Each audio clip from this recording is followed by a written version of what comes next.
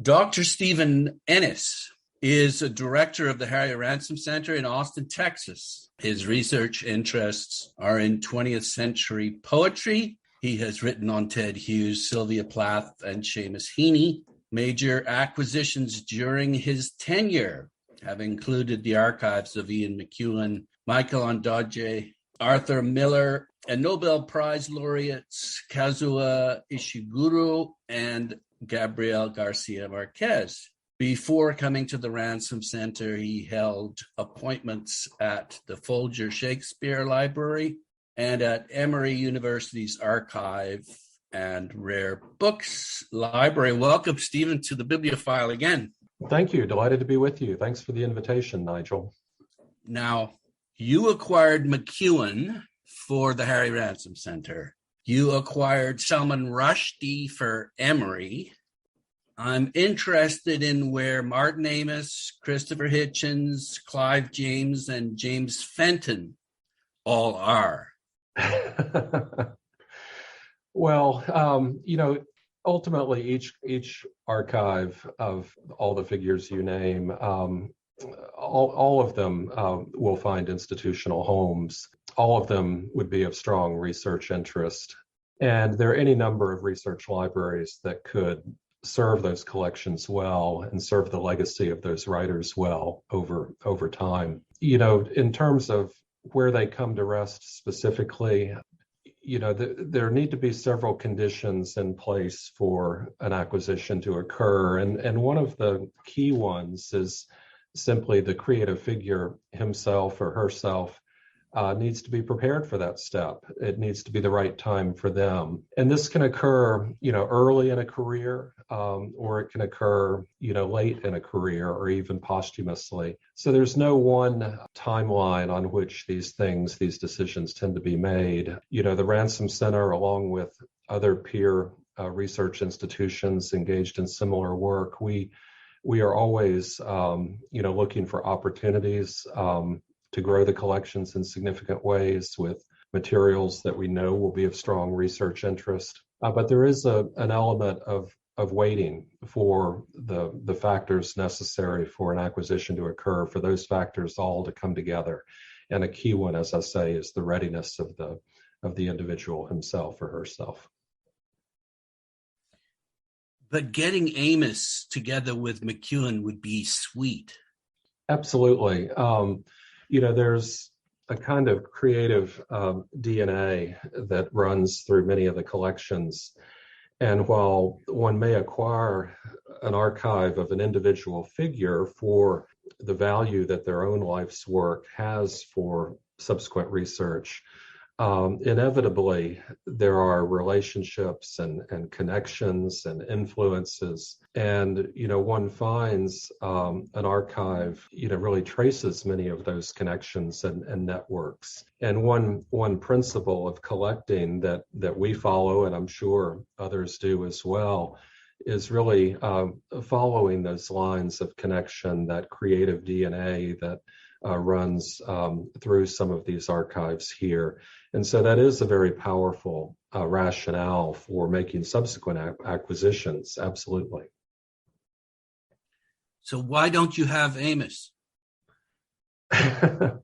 Well, we, as I say, these things follow different timelines. And, we are at any given moment doing many things. We're pursuing quite a few collections, not just literary archives, but yes, of course, filmmakers and photography archives, and we're always actively engaged in building the collections. But it simply hasn't been the moment for Martin Amis. You referenced a visit that you made to Salman Rushdie's place in a lecture or a talk that you gave about 10 years ago now. And incidentally, I watched it recently, and boy, it seems like very current. The conversation that you had that afternoon, again, it hasn't dated, I don't think. Yeah. But anyway, you referenced Andrew Wiley talking about the value of emails. Right. Wiley is also involved with Amos. So it's the same people. Is it? There are many people, who might be engaged in this kind of work. The number of institutional buyers for some of the most coveted collections of the kind we're talking about, that's a relatively finite list.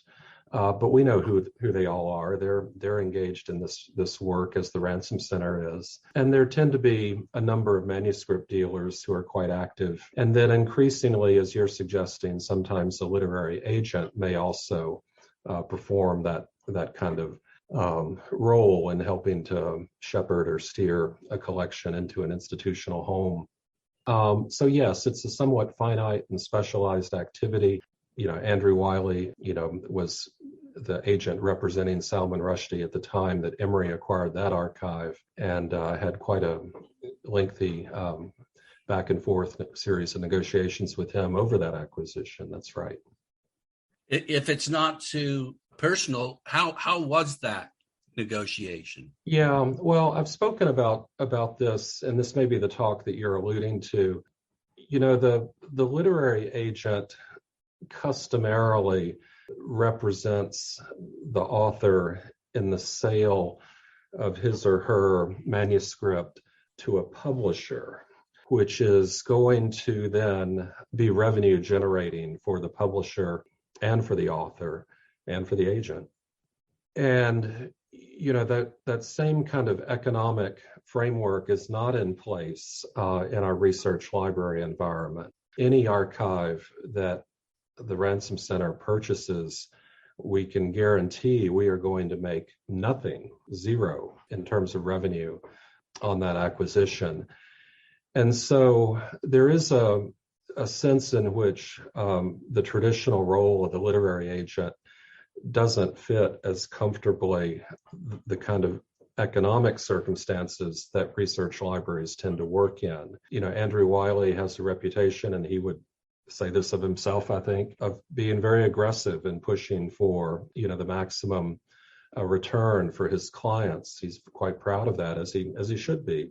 But that can be a damaging thing when the economic situation is different, when it's in a higher education context where it's not a sale of a manuscript that's based on future earnings or revenue.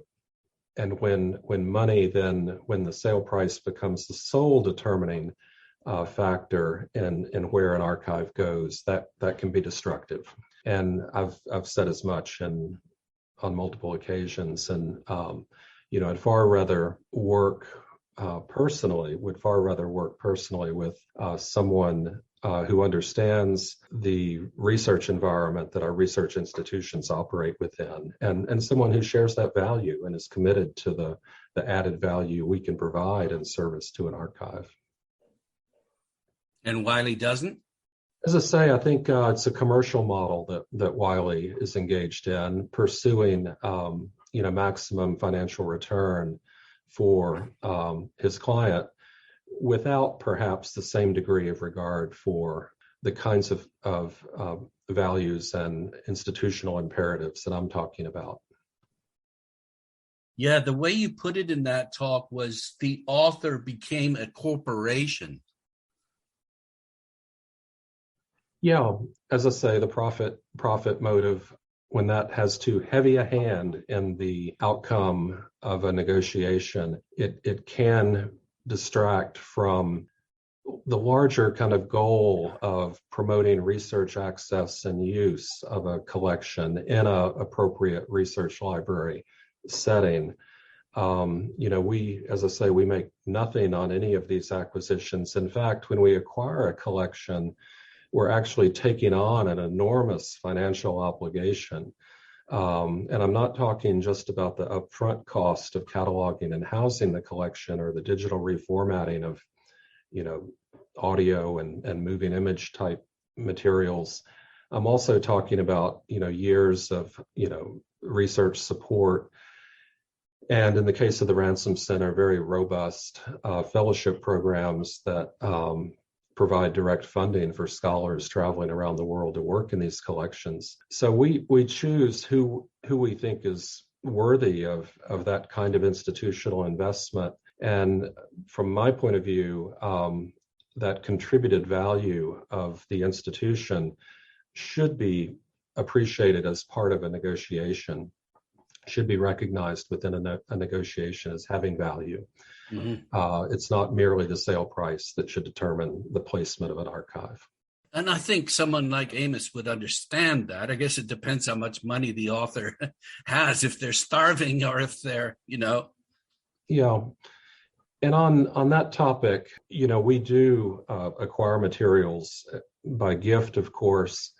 We're grateful for gifts when they come to us. We do also pay, and there is a real sense that for many creative people, the archive, if they've been relatively or entirely self-employed for their working life, they may not have the kind of retirement funds established by an employer. They may not, be in the same financial position that someone taking a more conventional career path might have available to them. So the sale of an archive can provide very meaningful direct support, patronage, if you will, for their creative work.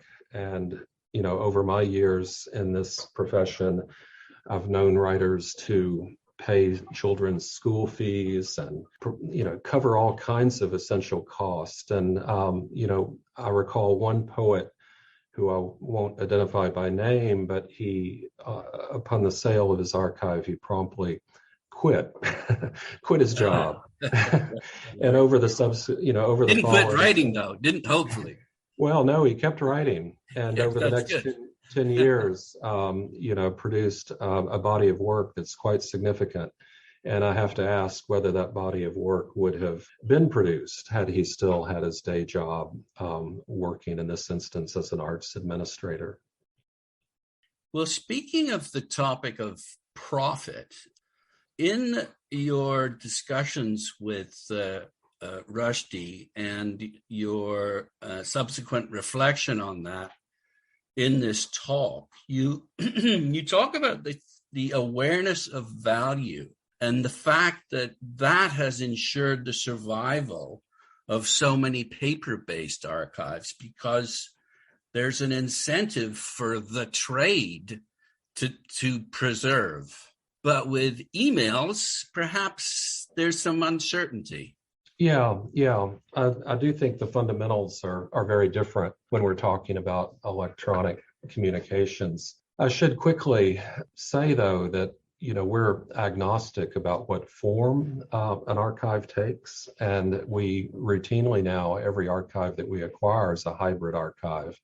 There's lots of paper, as one typically finds, but then increasingly there are electronic files as well. Or in the case of Ian McEwan that you mentioned a moment ago, or J.M. Coetzee, we actually capture from their computers, large quantities of their digital communications. So those communications, that is the default on how we communicate with one another now. And what used to be in a letter form is increasingly in an email form, or entirely in an email form, I should say. And in the same way that letters in the past were, of great biographical and historical importance, email still carries that value if we can capture it and retain it. What's different is it's infinitely replicable. It can be, there is not, well,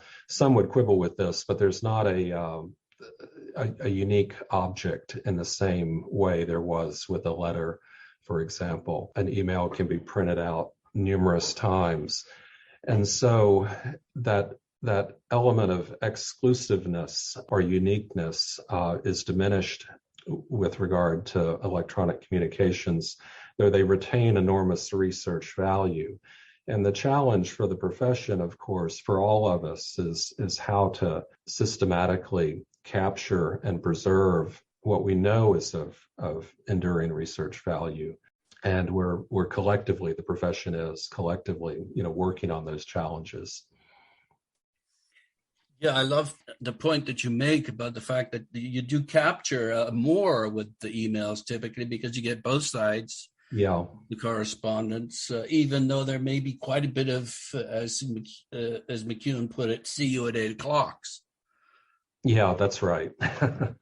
Yeah, and so because the mechanisms for capturing email communications are automated, it's within your system, the systems that you use. There is no determination on the part of the author, I will retain this letter because it is significant. That kind of self-consciousness never occurs. It's simply present or it's not present. It's either been saved on a hard drive or on a server or not. So there's a sense in which it's a very comprehensive and or potentially a very comprehensive and complete collection of both sides of the communication. But what we haven't really established is the market value, going back to the earlier questions you were asking, the market value of this very ephemeral electronic communication. And that was part of the point I was trying to make with regard to the Rushdie acquisition. Andrew Wiley, of course, spoke about the enormous research value that the email communications would have, and he's absolutely right about that.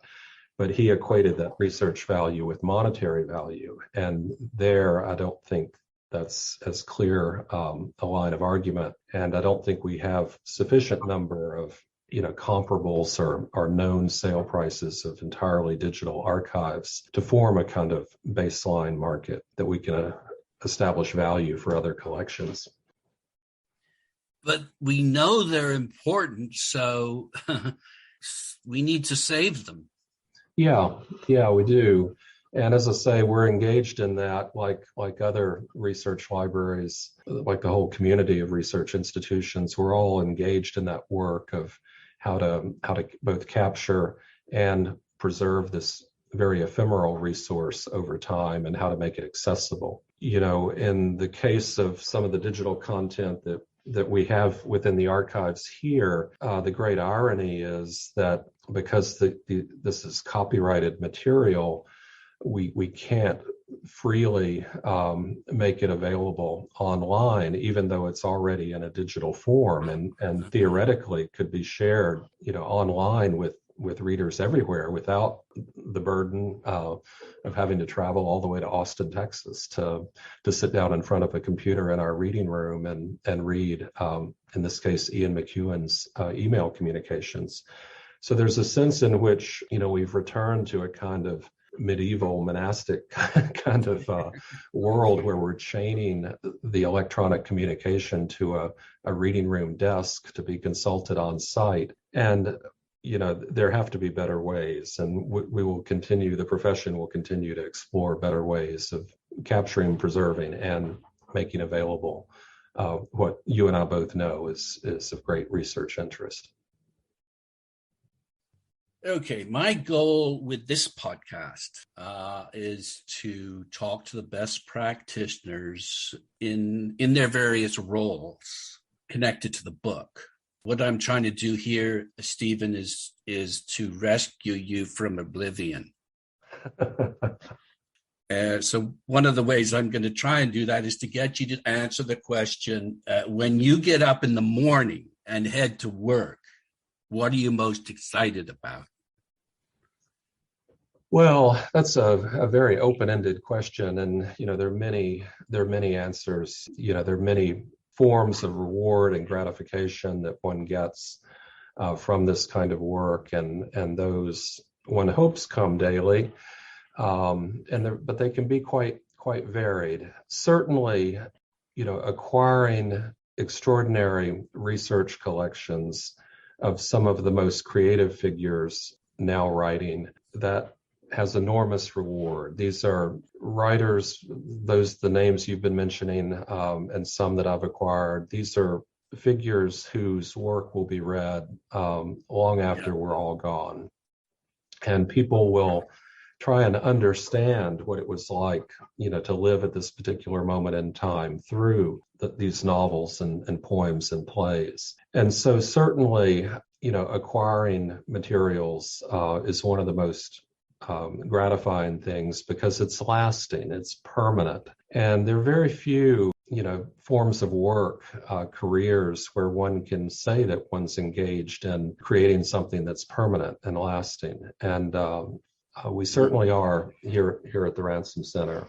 I will say there's also a very personal aspect of what I'm trying to describe, and that is, for the writer himself or herself, when they have placed a collection here at the Ransom Center and they have this moment of recognition that an institution like the Ransom Center believes that their work is lasting. It's kind of like winning an extraordinary literary honor of some kind, that this posthumous life not only might happen, it will happen, that for years to come, generations to come, this individual's work is going to be read and appreciated, and people will be grappling to understand what they spent so much of their creative life laboring to produce.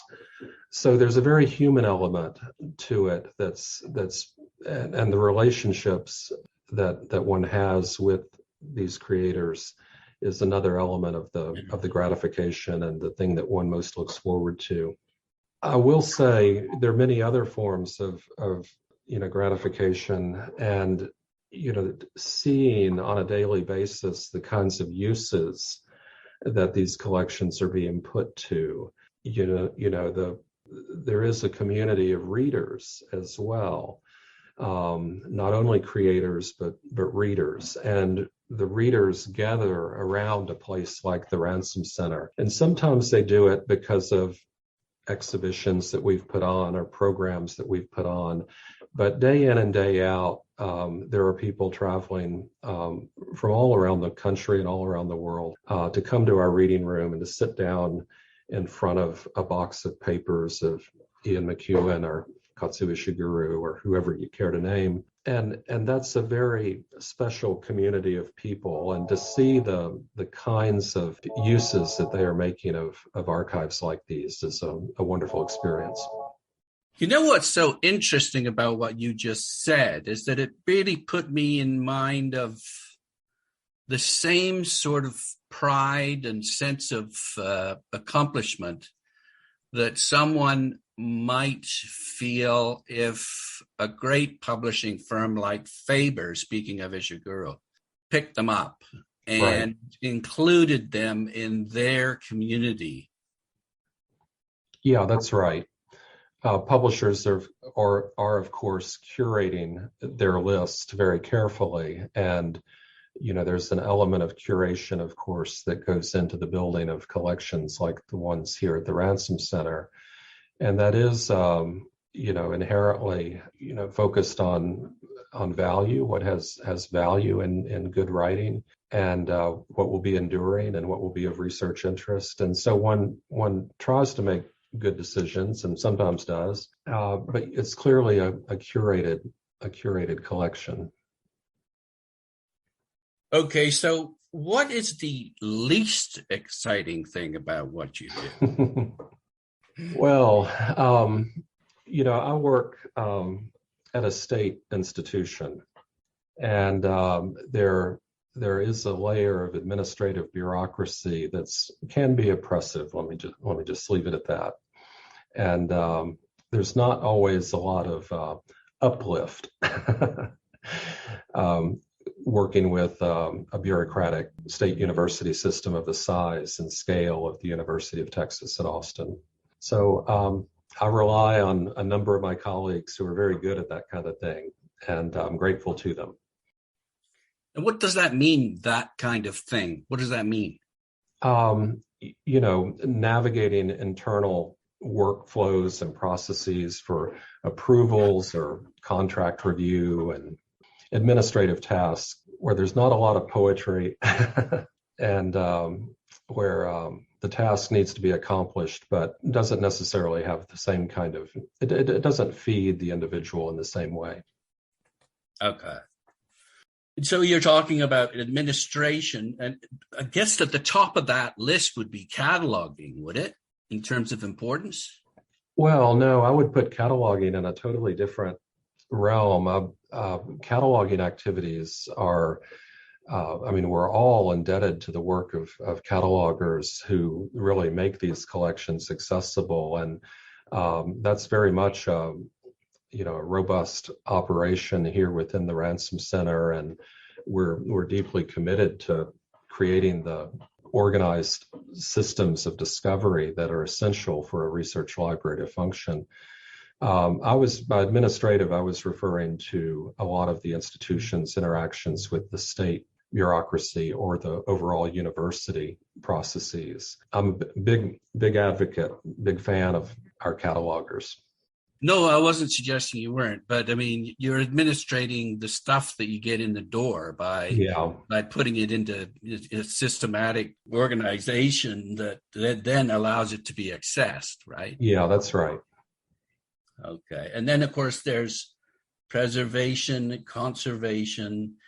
In terms of the administration, would you say that, for example, representing underrepresented populations or dealing with diversifying your workforce, would that fall into administration? Sure. But it also falls into, the curation that we've been speaking about as well. The Ransom Center has been in existence for almost 65 years now, and practices of collecting have shifted significantly over that 65-year period. And, a lot of what one might view as valuable is partly an individual decision and partly socially constructed in time, in specific moments in time. So, one might look at the Ransom Center's past collecting and see, an underrepresentation of women, for example, in some periods of our history, which we're actively trying to address through acquisitions like the recent acquisition of the papers of Rachel Cusk, for example. But other, diversifying the holdings racially and ethnically is high priority. And so while there is an administrative aspect to these goals with regard to the composition of the staff and the composition of our program offerings and things of that kind, there's also an element in which it's relevant for curation as well. Speaking of dealing with the state, and I don't mean just the university, I mean the state of Texas.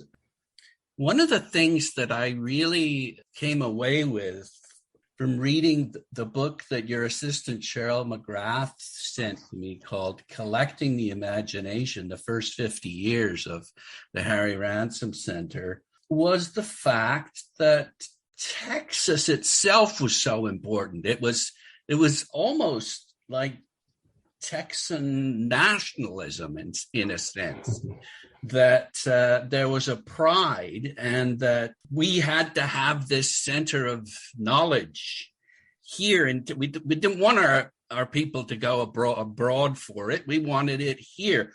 To what extent does that currently play a role? Yeah, what you're describing really goes back to the origins of the Ransom Center and some of the ambitions that Harry Ransom himself had in establishing this institution. And there was a perception, a real, true one, that the greatest rare book and manuscript collections in the country at that time were on the East Coast and some on the West Coast, but the middle of the country lacked the same intellectual resources. Texas, has an enormous economy. It's a large state. The university system here has a very sizable endowment, the largest public endowment of any university in the country. And so there is, historically and up to the present, great potential. And there's great pride within the state at that potential. It's gratifying to me when the form that it might take is the growth of research collections or investment in the state's flagship university. These are, I think, very worthy investments. They're permanent investments in the intellectual capital of the state, of the university. But we acquire them not for Texans alone. We acquire them for researchers wherever they may be. And the Gabriel Garcia Marquez archive, for example, which we were able to digitize with permission of the family, because that too is copyrighted material. Because of their support, we were able to digitize that collection, 27,000 pages of it, and make it freely available online, and in essence give it back to the people of Colombia, back to the people of Mexico and all of Latin America, and share it with people all around the world. So yes, we're situated in Texas, but our mission is clearly beyond Texas. But there is certainly an element of pride within the state in the University of Texas at Austin as the flagship university of the state system. And I hope pride too within the Ransom Center for the world-renowned collections that we house and the way we leverage those collections for the greatest possible impact. Yeah, one of the most interesting things that I thought Ransom said in the speech that's reprinted is that we would develop here, and keep here more creative minds. The first, and he says this, the first essential in the collection and diffusion of knowledge. The first is actually gathering and attracting smart people, not books. Well, I mean, you got to have the books to get the people, but the people were the most important thing, it seemed. Well, I would express it a little bit differently. I think if one is building distinction in a higher education setting, you typically do that through recruiting the very best faculty, the strongest and most promising students. And I would add building, extraordinary collections. And of those three things, the collection is the enduring one, and that's the permanent investment in the intellectual capital of a university. Faculty, while they may have lengthy and distinguished careers at one institution, they will not be here forever. Many are very itinerant, as we know. And students, of course, are always being admitted and graduating and going on to careers elsewhere. So there's a flow to the student population and even the faculty population. And it's really building research collections that are lasting and permanent. And, I love hearing, as I did just recently, and as I do with some frequency, of a new faculty hire who chose to come to the University of Texas because of the collections that are here, and a recognition that the institution had the resources to support their own research agenda, their own, intellectual life in significant ways. And we hear that with some regularity. I think it's more than just the university, though. I mean, basically, what you want when you live in a city is to have other interesting people to talk to and drink with, and, have fun with, and come up with the great ideas with. Certainly, Austin fits that bill, but it seems to me that what was going on there was trying to build this city and civilization in Texas. Well, I mentioned a moment ago, in response to one of your other questions, this community of readers. And that is very much the type of community that gathers around an institution like the Ransom Center. They may be a researcher, or they may be a community member coming to a program or an exhibition We have an exhibition on now marking the 100th anniversary of the publication of James Joyce's Ulysses. And we're attracting, large audiences coming to experience that exhibition. And so the center becomes something like what I think Harry Ransom envisioned when he said he wanted the institution to be a center of cultural compass. And I think we are that. And, while we always want to attract broad and diverse audiences, there is a sense in which those who find their way here are seeking the same kinds of engagement and stimulation, and it's a very special community when that occurs. I don't want to leave Texas without bringing up some controversy. The history of Texas is sort of plantation-based.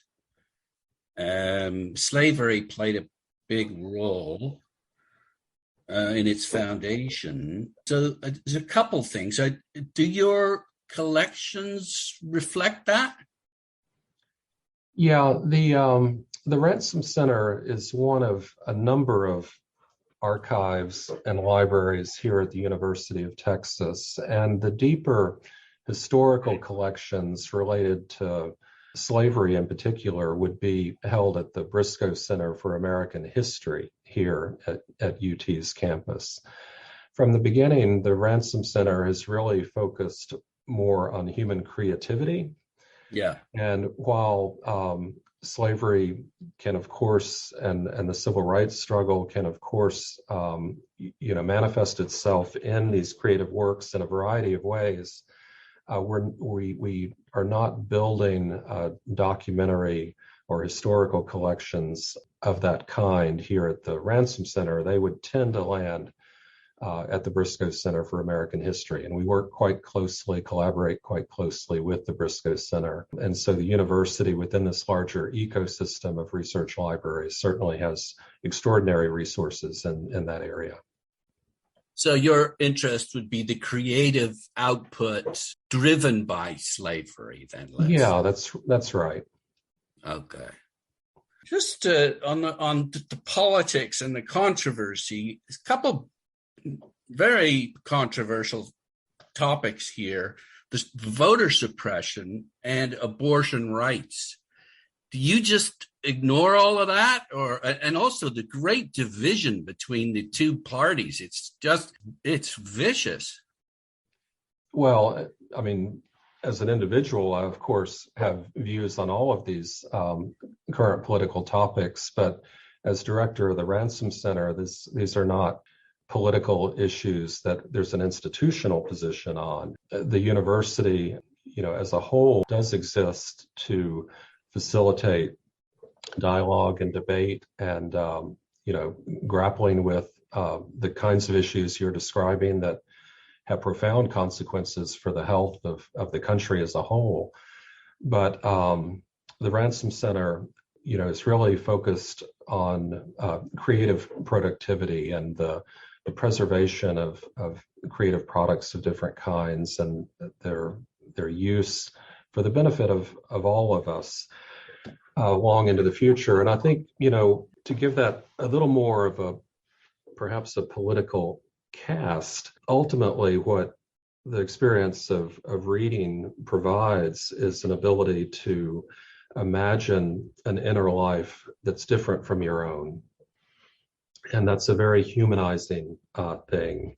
It's a very civilizing thing for a society if there are people in positions of leadership who can imagine differences and not imagine them in the starkest terms of opponents or adversaries, but really imagine them and try and understand. And that's at least the promise of what literature can offer us. And that's the kind of reform, if you will, that many of the writers whose archives are here are engaged in. And we're happy to support that greater understanding, that stitching together of a common humanity through the collections and through the understanding of those collections. That was very nicely coined. I asked you about how you spend your time. Could you give me a rough idea of like how much you allocate to acquisition, allocate to donor relations, that kind of thing? Yeah, this, I don't punch a clock. And if I did, it would vary. There'd be, cycles of. No, but generally, I'm just saying. Yeah, I'll just say generally, there's, a large part of my job as director is to make sure the institution is financially strong, and less than 50% of our budget comes from state resources, which means the rest of it comes from gifts and grants, or past gifts and grants in the forms of endowments that have been established over many years. And so, continuing to nurture and sustain the institution's financial well-being is an important part of my role as director. And we are in the middle of a university comprehensive campaign where we will, make significant strides in strengthening the financial position of the institution. But that's not, going back to our discussion earlier, that's not chasing revenue. It's seeking the support of individuals whose values align with the work that we're engaged in, and giving them an opportunity to invest in this important work in a way that will continue to have returns long into the future. And that's a lot of what I do. It seems to me that one of the motivations of a donor would be, of course, sharing your mission and your ideals and your values. But they also want to fight against and rescue themselves against oblivion too, right? Of course, yeah. This is similar to the individual who's deciding, that they will place their personal papers here, in the same way that that's a very lasting move and a permanent gesture. There's a way in which investment in the institution's work also is permanent and pays dividends far into the future. And it's an extraordinarily generous thing to make an investment of that kind for the benefit of students and researchers that one will never see and never know. But they can be confident that this work will continue. And the Ransom Center, is a strong institution financially and in many other ways. And we're not asking our supporters to put their money into a speculative venture of any kind. The outcome is certain to be successful. So how do you find these people? Well, often they find us, and we certainly have a very fine development staff, both here at the Ransom Center but also at the university. We have a very strong membership program where people who want to advance the center's work can choose to do so through that membership program. So there's a way in which institutionally we are always, I suppose, looking for potential sources of support, but often it's people finding us. And the Ransom Center's reputation is such that, in the same way that a writer, when he or she is trying to decide where their papers may go, may think first of the Ransom Center, there are individuals in the community, within that community of readers I'm describing, that may recall the Ransom Center's very distinguished history, its very active program of public engagement and research support and undergraduate instruction, and want to be a part of that. And that's the ideal situation, is where an individual's ambitions align with our institutional ambitions, and we can do great things together. we talked about raising money, but of course, there's also the spending of money and acquisitions. I was recently at Penn University, and I know that they acquired the Gotham Bookmarks archive not that long ago, and I know that you passed up on it some years ago. I just wonder why you would pass up on it and not go for it. Yeah, I'd have to look into the history of that particular acquisition. We do have a sizable Gotham bookmark collection here that came many, many years ago, perhaps in the 70s, I'm guessing now. I don't know offhand the circumstances of the recent materials that went to Penn. From my point of view, it's always desirable when, an archive is kept together. Yes. Certainly, the Ransom Center did not pass on the Gotham material during my tenure here, but understand that occurred sometime before that. So again, in terms of criteria, I pulled out Sidney Berger's book, Text, on rare books and special collections, and he references the fact that there's sort of a ranking of the materials that you have, or that a special collections library would have, in terms of determining if you should acquire something. You must have something like that, some sort of policy or guideline to help you decide whether or not you're going to acquire something. Yeah, I've been at the Ransom Center almost 9 years now, and when I arrived, one of the first things that we undertook, in addition to a strategic plan, was also development of a collection development policy. We have 5 curators here at the Ransom Center who each have independent funding to develop collections in their areas. But I too, as you know from our conversation, am also involved in certainly the decisions around major acquisitions, that is, large expenditures. So we have a collection development policy that I'm quite proud of. It tries to articulate what we're looking for in each of the areas that we collect.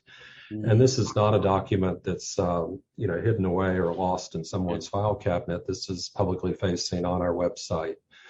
And I wish more people, who were thinking about where to put their materials would take the time and read that document and see if it's the kind of thing that might fit at the Ransom Center. We do express it to the best of our ability in that public-facing collection development policy.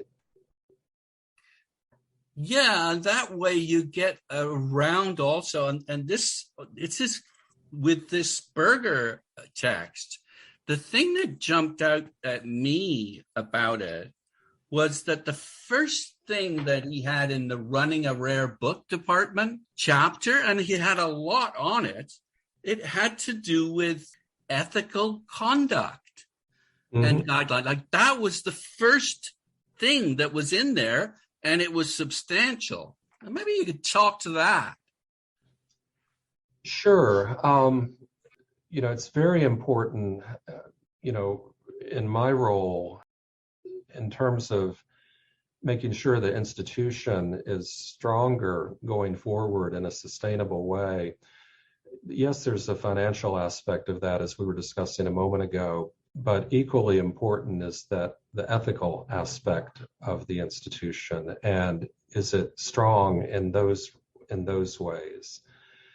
There are around any of our country's museums, or often research libraries, collectors and others with financial interests that may, from time to time, behave inappropriately in a variety of different ways. And some of our cultural institutions, as we read about in the papers from time to time, get caught up in ethical dilemmas of different kinds. Could you give an example of that? Well, let me see. One, I suppose, would be going back to what we discussed earlier in this conversation.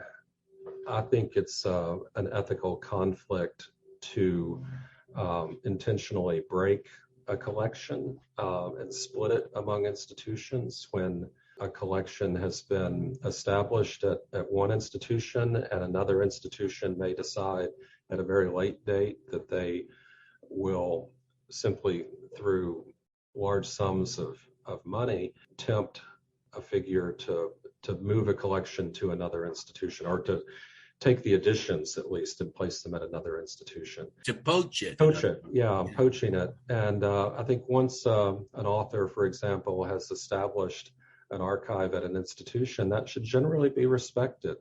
Yeah. That archive exists in that place, and that institution has a responsibility, I think, to continue to grow that collection when there has the opportunity to do so.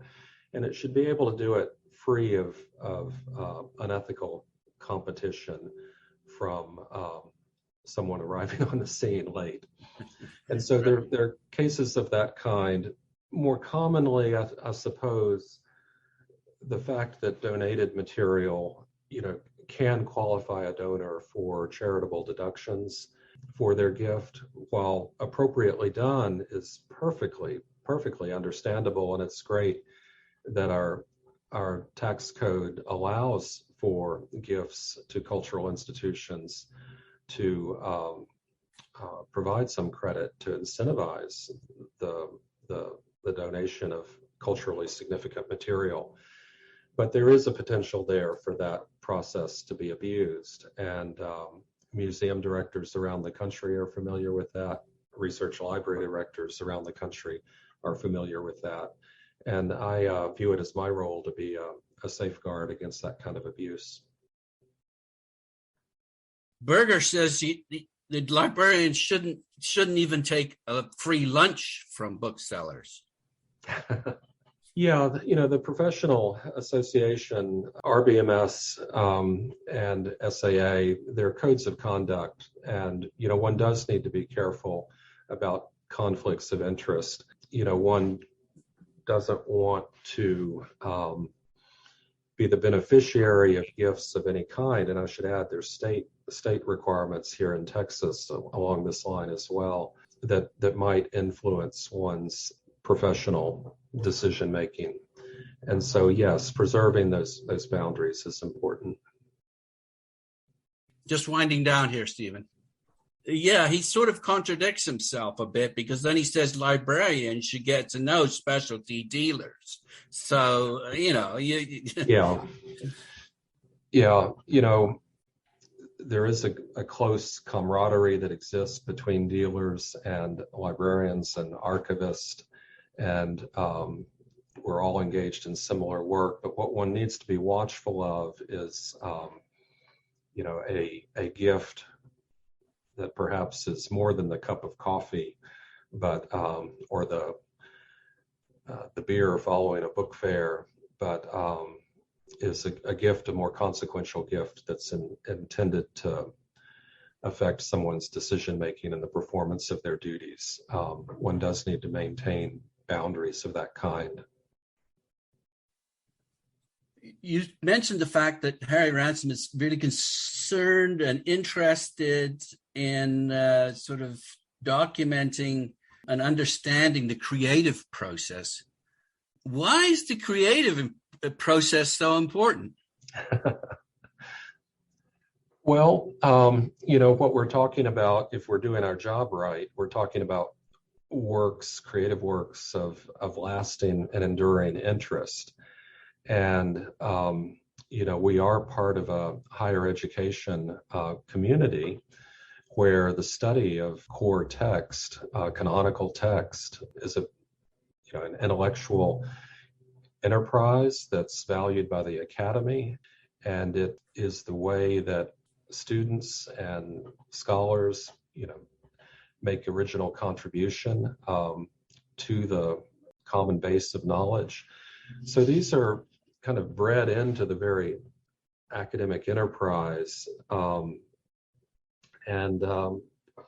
So we serve really to advance this study and greater insight into creative process. Looking at the decisions that a writer makes, what they chose not to include, a strike through can be as revealing or more revealing at times than what they chose to include. And so for a student or a researcher to be able to see that on the page and know the choice that was made, it takes the individual right back to that moment of creativity, the struggle that's inherent in creating anything.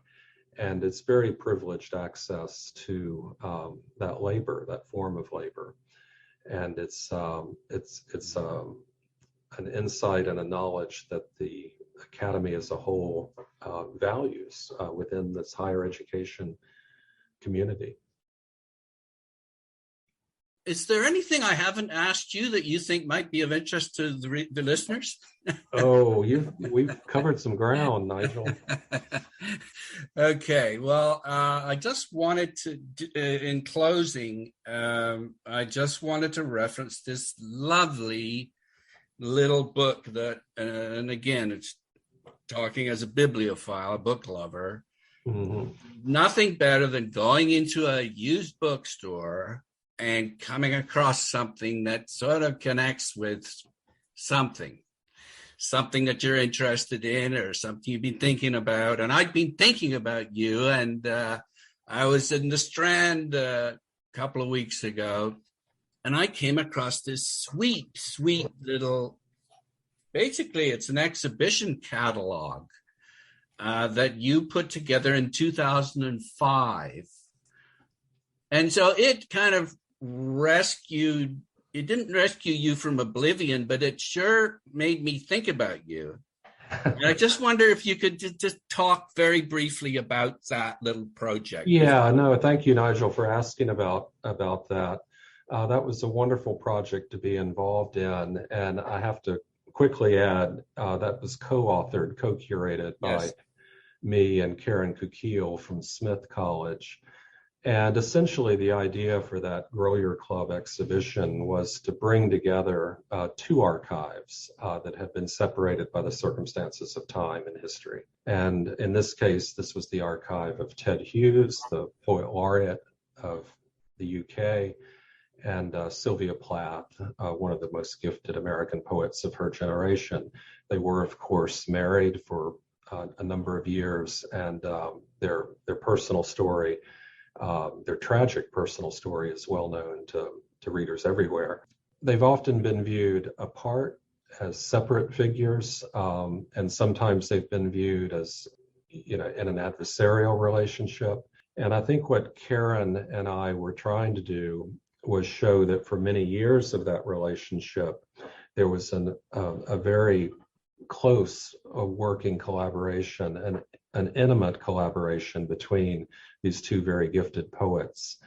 And while that marriage, as we know, ended tragically with Plath's suicide, for many years it was a very fertile and creative relationship, and it was a delight to be able to show some of the ways these two poets really enabled one another's work during years of happiness. Do you think those two collections should be together? It's not for me to answer that question. I mean, Ted Hughes became executor of the Sylvia Plath estate, and he did sell those papers to Smith College, I think in the 1970s. That was a perfectly appropriate decision. Plath had attended Smith. It had been a very meaningful experience, her association with Smith. And Smith has served that collection very, very well and continues to do so. The Ted Hughes papers took a different path, and ultimately the bulk of them came to Emory University. They're both being cared for, and it really falls to readers now to bring them into dialogue with one another, and that's what Karen and I were doing on this exhibition. And researchers can make those connections between archives that are geographically apart. yes, I suppose it'd be nice if they were together, but it's not necessary that these two be together. They can certainly be joined through the work of researchers and curators and others. Well, thanks for doing the book and the exhibition and the catalog, and thank you very much for this dialogue, Stephen. It's been a great pleasure. I really appreciate it. Nigel, pleasure. Thank you for your interest, and happy to participate. Thanks very much. Bye-bye. All the best. Yes, likewise.